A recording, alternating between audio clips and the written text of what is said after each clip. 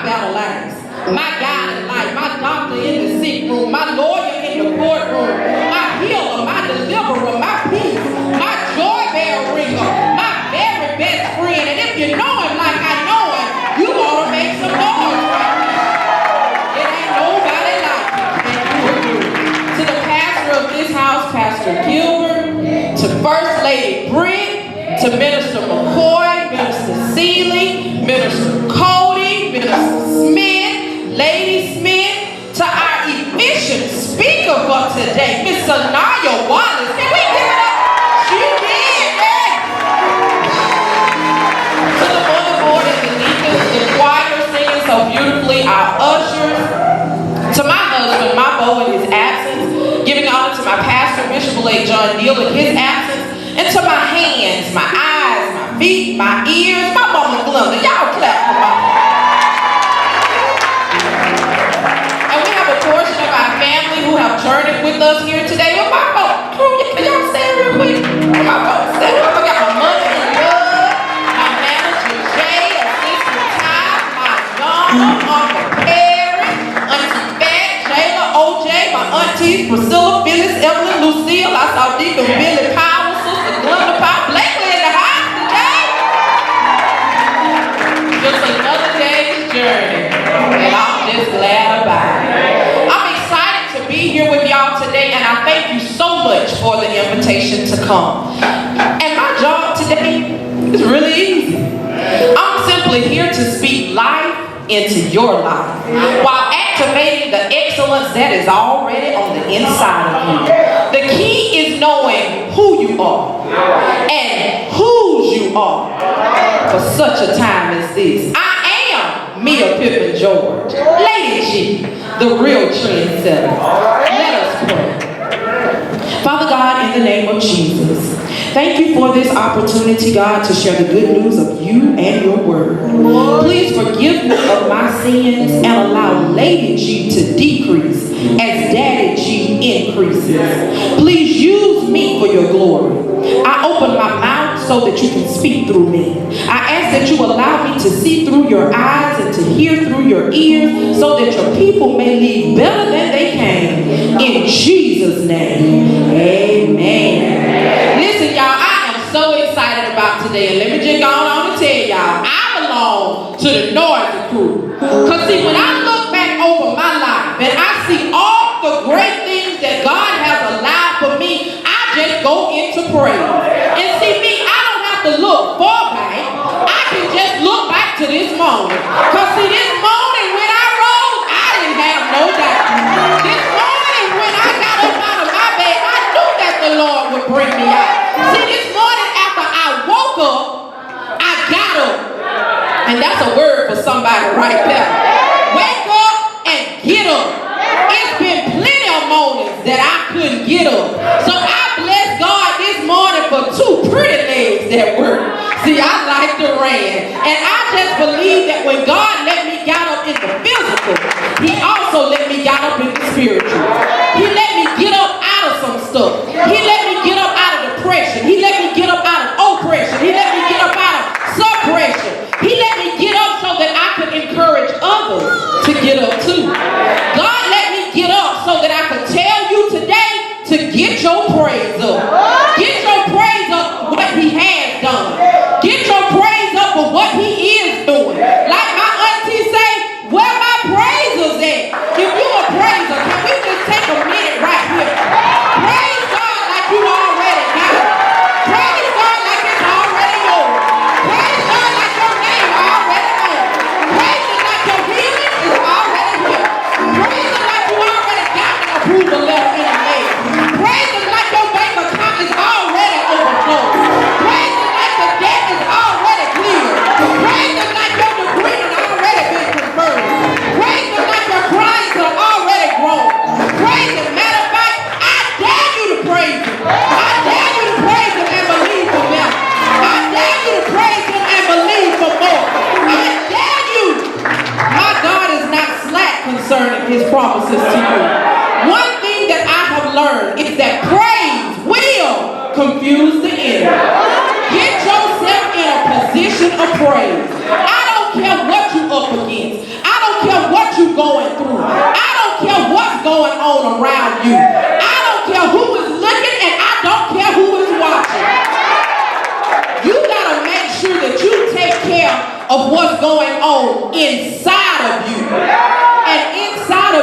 should be a praise. Coming out of you, there should be a praise.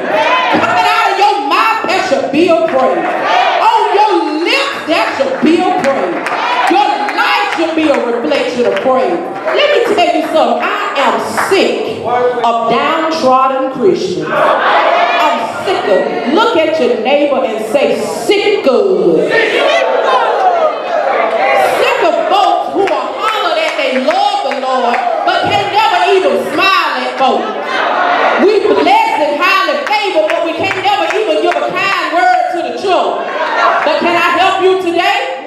We all have hard days, and we all go through. But the outcome of going through is coming out. See, y'all don't know when to shout. And that's enough right there to turn that frown upside down. See, really, I'm just here to celebrate today the fact that I'm coming out. Can anybody else declare that on today? See, I found that, Pastor, I had been in for so long, I almost forgot what I look like. I've been in some situations, and I've been in some relationships, and I've been in some debt. I've been in some mess, but bless God, I messed around and remembered who my daddy is. I remember that my daddy is the one that made a way in the desert place. I remember that it was my daddy that parted the Red Sea. It was my daddy that gave sight to the blind. It was my daddy that gave David the power to kill Goliath. It was my daddy that gave me the power to get up out of that wheelchair. And that's the power that we want to talk about on today. I can't fool with y'all. Let's get your Bibles. We need John chapter 11. John chapter 11. John chapter 11. Whatever the custom of this house, if it's your custom to stand, if you will stand, we'll start in John chapter 11. We're going to start at verse 17. I believe that this is the New King James Version. John chapter 11, verse 17. We'll read down to about verse 25. Verse 17 reads, so when Jesus came, he found that he had already been in the tomb 4 days. Can somebody say 4 days? 4 days. Now Bethany was near Jerusalem, about 2 miles away. And many of the Jews had joined the women around Martha and Mary to comfort them concerning their brother. Then Martha, as soon as she heard that Jesus was coming, went and met him. But Mary was sitting in the house. Now Martha said to Jesus, Lord, if you had been here, my brother would not have died. But even now I know that whatever you ask of God, God will give you. Jesus said to her, your brother will rise again. Martha said to him, I know that he'll rise again in the resurrection at the last day. Jesus, verse 25, Jesus said to her, I am the resurrection and the life. He who believes in me, though he may die, yet shall he live again. And for just a few minutes, y'all can be seated, for just a few minutes this morning, because First Lady Britt, I've been praying and asking God not to let me be a long-winded preacher. Not today. But I want to use the subject, get up. High five your neighbor and say, get up. See, I just feel this. Somebody simply needs to know that they can get up. Get up out of that depression. Get up out of that abusive relationship. Get up out of that addiction. Get up out of that sickness. Get up out of that lie. Get up out of that dead place. Get up. You sitting on your blessing. Get up. You sitting on your breakthrough. Get up. You sitting on your deliverance. Get up. Now, I don't know how it works in your house, but in my house, we have to tell Young lots of time in the morning to get up. Not just Young. They have to tell me lots of times too. And school is starting back. The big cheese is finna be rolling. And I bet there will be lots of households all over America hearing those two words every morning. Get up. And I'm going to be honest, there are many mornings when I have to get up and the alarm goes off and I don't snooze it. I just silence it. And I just lay there because I'm really not a morning person. And you can hear somebody holler, Mia, get up. School finna start, so it's going to be a lot of, Yana, get up around my house. How many of y'all have ever said it? Or how many of y'all have ever heard the words in the morning, get up? And those two simple words really got me to thinking. Why is it so imperative that Yana get up when Mama tell her to? I'm glad you asked.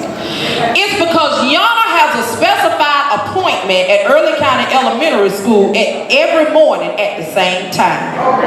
And if she is not there on time, she will be marked tardy. Somebody say tardy. And that brings me to point number one. You have to get up so that you won't be late. See, I like to rant. There is a destination, a determined end, a promise. You have somewhere that you are supposed to be, but you also have a time that you're supposed to be there. The longer you keep laying around sleep, the longer you will end up delaying your promise. You have a part to play in all of this. You have a decision to make. Either you want the Ephesians 3:20 life or you don't. The life of exceedingly, abundantly, and more than we could ask or think. And can't nobody want it for you. Can't nobody go get it for you. You gotta do this for yourself. The person that was gonna get up for you, they already got up. And if you want the life that God wants for you, you have to let go of the life that you want for yourself. Look at your neighbor and say, neighbor, let it go. In order to get from here to there, there's some stuff that you just gotta let go. You can't be the best student that you could be if you're still holding on to the title of class clown. See, class clowns miss out on some of what it is that the teacher teaching because they be in decline. Choose ye this day is a choice. You can't be the best teacher if you're still holding on to not wanting to be innovative. Listen, times are changing. And the way that we have to reach these students is changing too. If you want to be effective in your classroom, you simply gonna have to do what works. Choose ye this day is a choice. You can't be the best parents if you always gonna place the blame on somebody else. It ain't the school's job to raise your children. It's your job to raise them. And can I just be honest right through here? It breaks my heart because I see so many students that just grew up. They wasn't raised. And in that case, it really ain't the child's fault. Everybody wants somebody to talk to the kids. Everybody wants somebody to do something for the kids. Everybody want to talk about the children. But can I help you today? It's the parents that we need to be talking about, and it's the parents that we need to be talking to. That's a whole nother lesson for a whole nother day. But parents, grandparents, uncles, and uncles, I charge you today, we got to step our game up of what it is that we're modeling for our children and what it is that we are accepting for them. Everybody hollering they woke, but ain't nobody praying and anointing with oil no more. Now what they doing now, they walking around the house burning sage and calling the root doctor. Choose ye this day.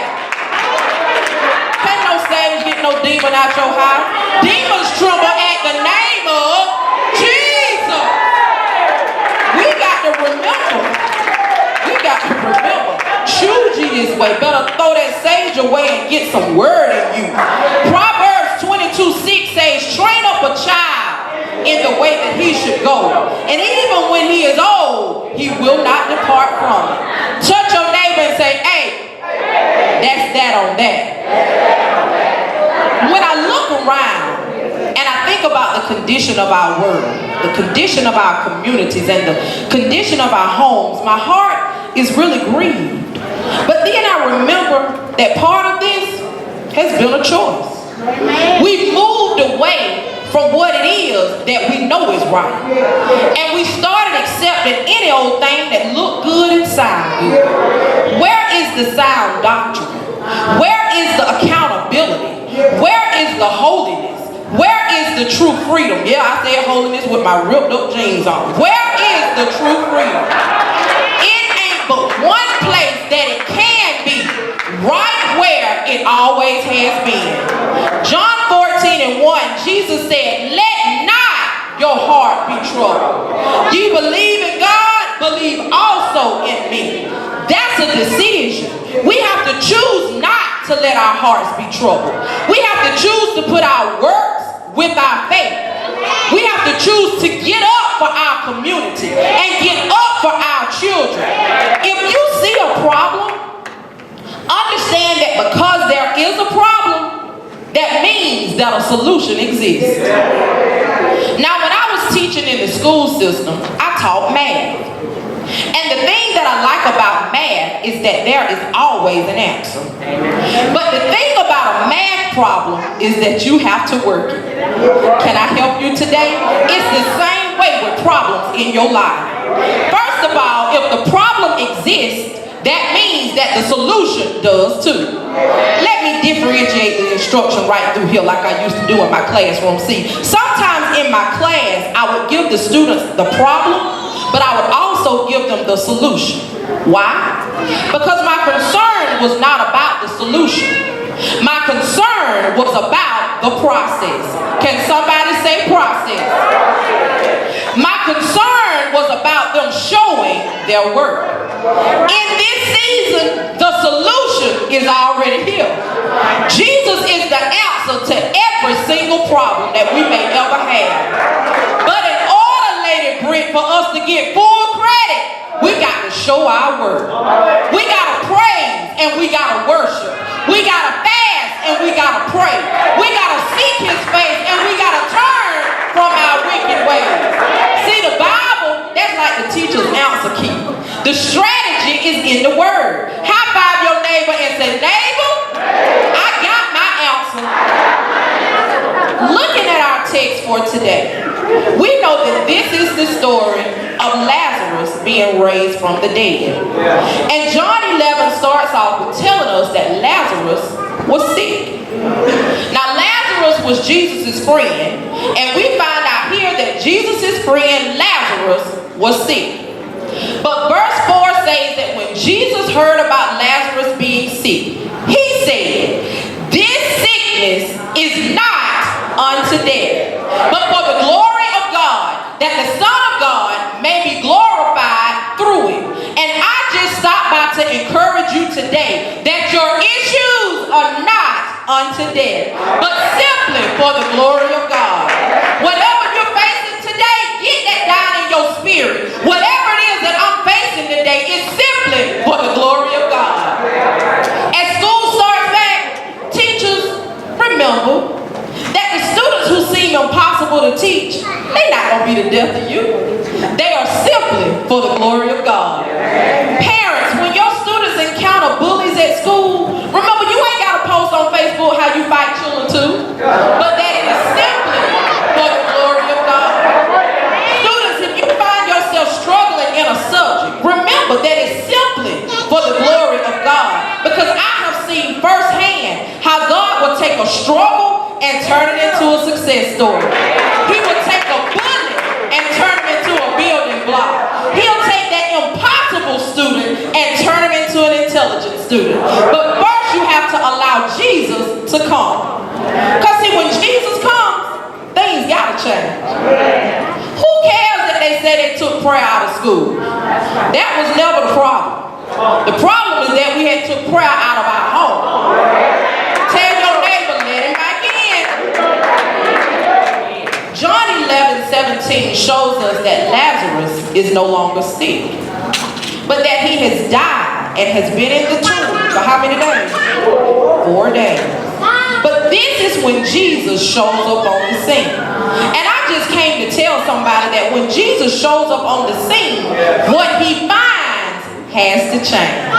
When Jesus shows up in your life, what you were, you can't be no more. When Jesus shows up on the scene, When Jesus shows up, oh, he brings that show our power. And that's what I like about it. When he comes through, I'm talking about he come all the way through. Let me tell y'all how he came through for me. See, I'd rather stand and tell you what he did for somebody else, because I can tell you what he did for me. Let's look at the book of Mia, chapter 34. See, just like he allowed Lazarus to be dead for 4 days before he decided to show up, he allowed me to stay in a wheelchair for over a year, just to set the scene real good and to make the testimony just a little bit more powerful. Now, y'all know he got me out of the wheelchair. Y'all know, y'all saw me with that 2 little dress on. That's why the dress was just fine for the wheelchair, but when I stood up, all this flopped out and it just wasn't right. But y'all know that he got me out of that wheelchair at church that night. We rolled into church, did praise and worship with me in the wheelchair, but before that service was over, I was able to walk out of the church. But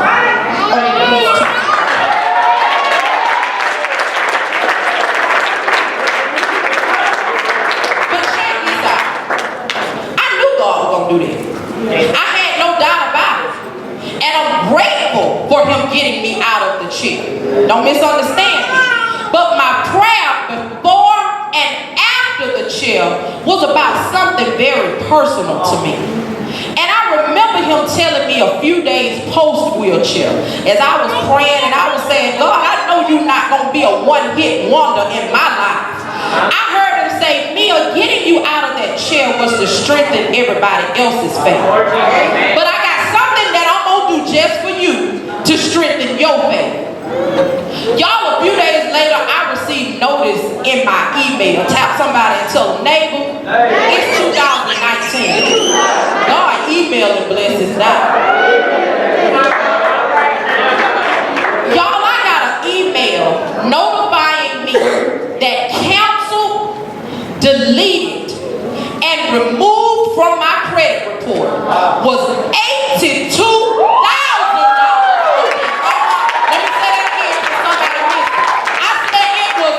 Deleted, canceled, removed from my credit report, $82,000 of debt. And I just believe that if somebody will just praise God right here for what he did for me, he'll say, you know I got that before blessing. Let me get home try. He did that for me.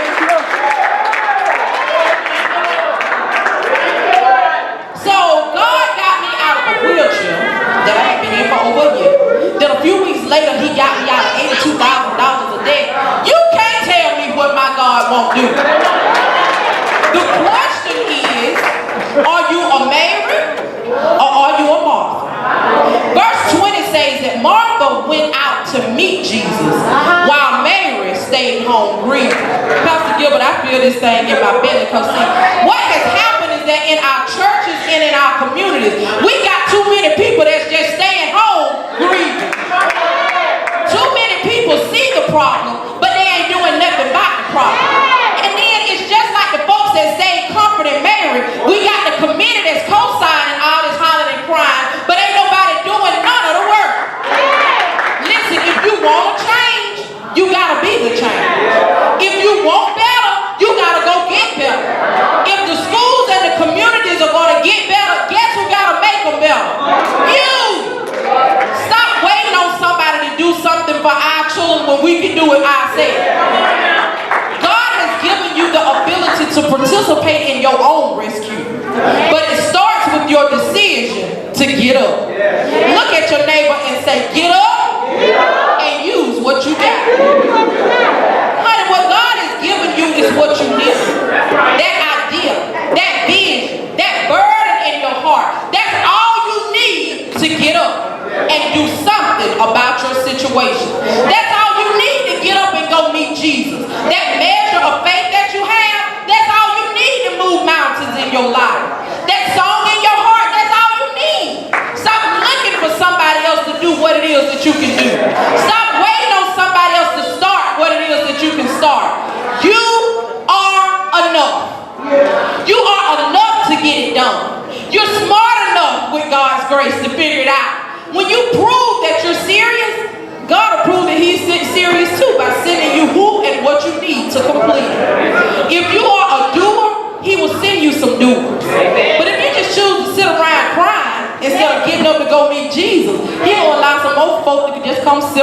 cry with you.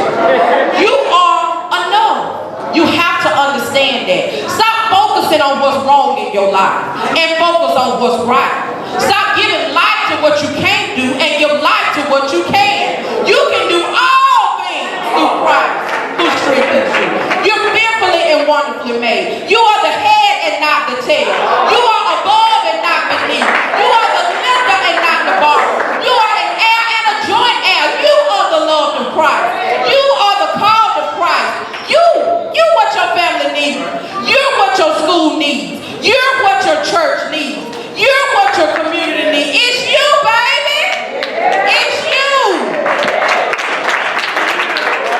Verse 25 says, Jesus said to her, I am the resurrection and the life. He who believes in me, though he may die, yet shall he live. Touch your neighbor and say, neighbor, live. That was the wrong neighbor. Touch the other neighbor and say, neighbor, live.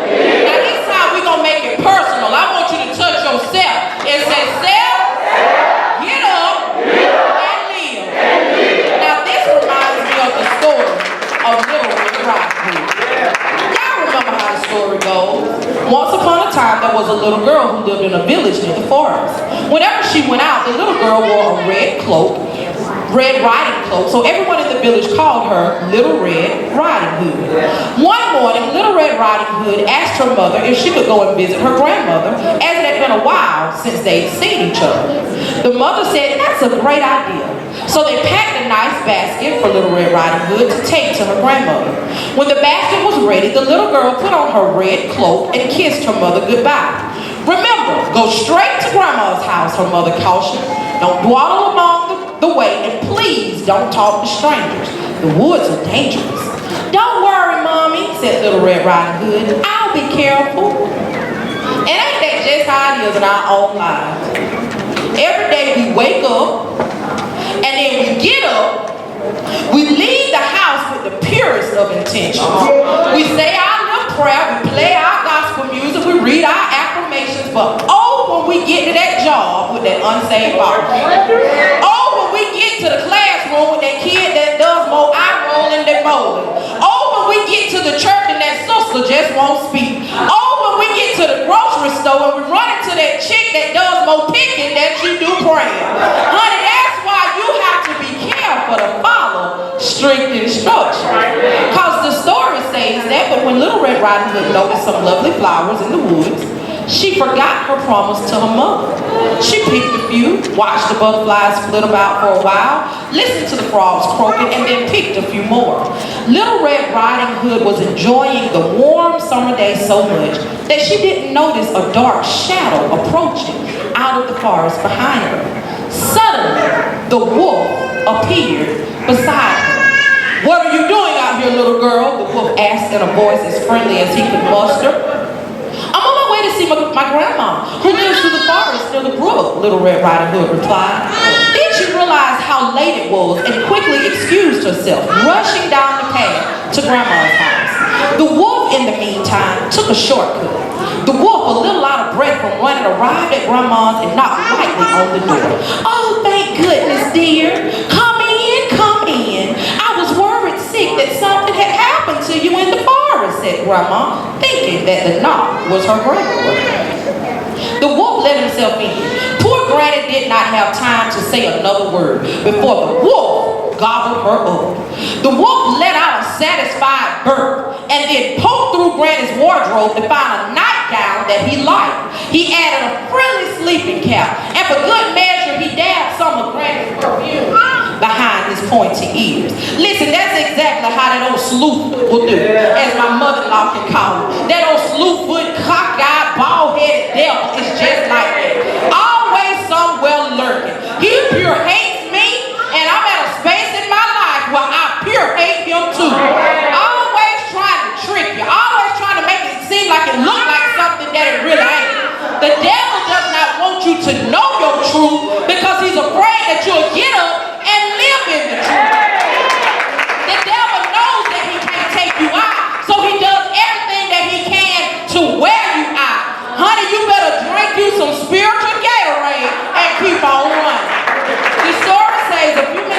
Little Red Riding Hood knocked on the door. The wolf jumped in the bed and pulled the covers over his nose. "Who is it?" he said in a crackly voice. "It's me, Little Red Riding Hood." "Oh, how lovely. Do come in, my dear," croaked the wolf. When Little Red Riding Hood entered the cottage, she could scarcely recognize her grandmother. "Grandmother, your voice sounds so odd. Is something the matter?" she asked. "Oh, I just have a touch of a cold," squeaked the wolf, adding a cough at the end to prove the point. "But grandmother, what big ears you have," said Little Red Riding Hood as she edged closer to the bed. "The better to hear you with, my dear," replied the wolf. "But grandmother, what big eyes you have," said Little Red Riding Hood. "The better to see you with, my dear," replied the wolf. "But grandmother, what big teeth you have," said Little Red Riding Hood with her voice quivering slightly. "The better to eat you with, my dear," roared the wolf as he leapt out of bed and began to chase the little girl. See, right now, Little Red Riding Hood was observing. She was paying attention. And we gotta be the same way. We gotta watch as well as pray. Pray for a discerning spirit so that you will know the heart of people. The devil may hide for a bit, but he can't stay hidden, not when you carry the right kind of oil. Back to the story. Almost too late, Little Red Riding Hood realized that the person in the bed was not her grandmother, but a hungry wolf. She ran across the room and through the door, shouting, "Help! Wolf!" as loudly as she could. A woodsman who was chopping logs nearby heard her cry and ran towards the cottage as fast as he could. He grabbed the wolf and made him spit out the poor grandmother. And all I'm trying to tell you today is that God will make the enemy spit out everything that belongs to you. This is your season to recover all. For some of you, the enemy has stolen your joy. He has stolen your peace. He has stolen your happiness. He has stolen your love. He even stole your money. Well, it's time for you to use your power and march right into the enemy's camp and get your stuff back. Get your life back. Get your children back. Honey, get your home back. Get your family back. Get your community back. God will always make a way of escape. There's always a ram in the bush. When there seems to be no way, God is the way, the truth, and the life. When it seems like there's no more life, remember that God is the life. And even when it seems like the wolf, the devil, has swallowed you whole, you better do what you know to do. You better rise up on your most holy faith. You better use the power that God has given you to call those things that are not as though they were. You better get up and live. And somebody needs to hear that in the spirit. You have allowed your emotions to dictate your life long enough. Your emotions are important, but you got to be able to put your emotions in the proper place. Your feelings are definitely important, but your feelings cannot be more important than your faith. And let me just throw this in for good measure. I'm sick of the black community pretending like we are not in need of a therapist or a counselor. It ain't nothing wrong with having Jesus and a therapist. Faith without works is dead. And sometimes the work that we're missing is therapy.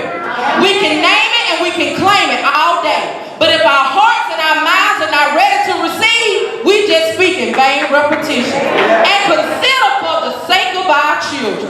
Stop saying what goes on in this house stays in this house. In some cases, what's going on in your house gonna kill you in your house if you don't get some outside help. Listen, Jesus was friends with Mary, Martha, and Lazarus. Jesus used to go stay at these folks' house. They were like besties. But can I help you? Mary and Martha still found themselves with a problem in their house. They worshiped Jesus and used their hair to wash his feet, but still there was an issue in their house. And if you read the scripture closely, you see that Martha left the house, somebody gonna catch it, to go meet Jesus. Stop staying in your house suffering when help is right on the other side of the door. Proper prayer leads to proper process. Look at your neighbor and say, neighbor, Jesus put people people in place to help. If you break your arm, you ain't going to your big cousin for help. Now you're going to go see yourself a doctor. Be just that intentional with your mind. Talk to Jesus and a trained professional when you need to. And just like in John chapter 11, when Jesus went to the tomb of Lazarus, he cried with a loud voice and said, Lazarus, come forth. There are some things in your life that you need to call for. There are some family members that you need to call for. There are some community resources that you need to call for. We sit at hollering and we losing our children to the streets. But have you called them for? There is a you that you need to call for. Listen, I don't care where you've been or what you've done. God still loves you. And you have the power to call yourself forward. Take off the graveyard clothes of yesterday. Take off the graveyard clothes of not enough. Take off the graveyard clothes of lying and cheating. Take off the graveyard clothes of living below your best. Take off the graveyard clothes of hurt without help. Take off the graveyard clothes of tears and sorrow. Take off the graveyard clothes of embarrassment. Listen, y'all, it's time for us to change our clothes. Take off the clothes of death and put on the clothes of life. Take off the clothes of no and put on the clothes of yes. Take off the old man and put on the new man. We got new clothes. Because my God and your God, he sent his son Jesus to the cross at Calvary so that we can change our clothes. They hung him high so we can change our clothes. They stretched him wide so we can change our clothes. He hung his head so we can change our clothes. And for me and you, he died so we can change our clothes. But that's not how the story ends. Because 3 days later, he rose again. He got up for our get up. He got up so that you don't have to stay down. He got up so that you can get up too. He got up so that we can change our clothes. He got up with all power in his hand. And what I like is that he gifted us with that same power. Power to speak to the mountain and the mountain got to move. Power to trample over the serpent's head. Power to live in the abundance that he provides.